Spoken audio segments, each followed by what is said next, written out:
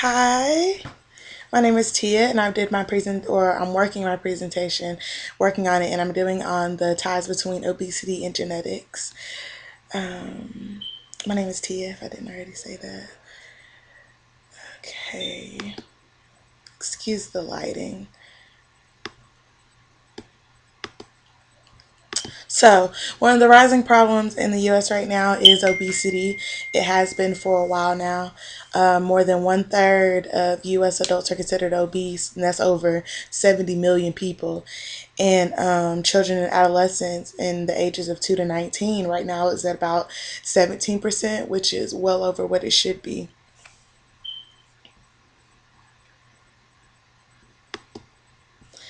One thing to base off of if you are obese or considered overweight is by your BMI and calculating that. There's two different ways you can go about doing it. There's websites that have little little charts that you can fill in and they calculate it for you, little simulators. Or you can take your weight in kilograms and divide it by your height in meters. Or you can do your weight in pounds times 703 and divide that by your weight in inches squared.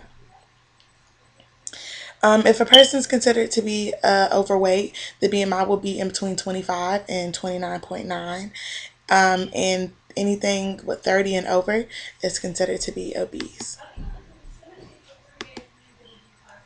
Right here, I have a chart that you can't see, but on my presentation, I have a chart of the U.S. States, and it's just showing some of the states that are more considered overweight than others. And the chart is from 2013, so it's probably changed just a little bit. Mississippi and West Virginia were the highest for extreme obesity. You have states like Alabama, Georgia, Louisiana, Arizona, states like this around the South that are also considered to be obese state. When we start to get into a lighter, not obese, the average BMI is between 15 and 20%.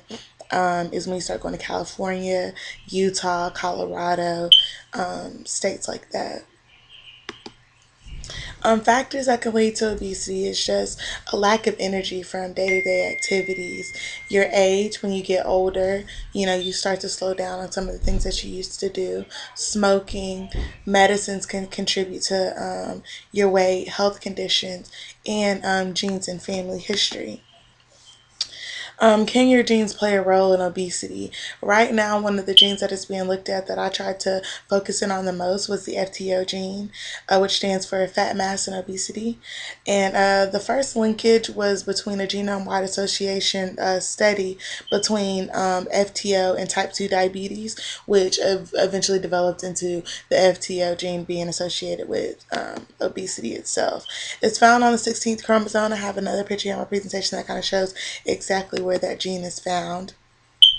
Right now, it's the function was unknown. Now we're finding a lot of more things related with it, such as DNA repair, fatty acid metabolism, different modifications, some demethylation, just a lot of different things that can contribute or can be related to obesity. Where is research taking us now?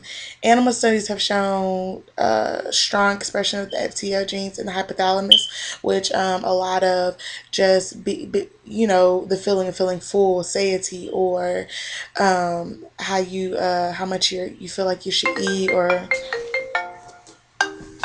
I'm sorry, or what you're craving. Um, is also something that can go with the FTO expression in the hypothalamus.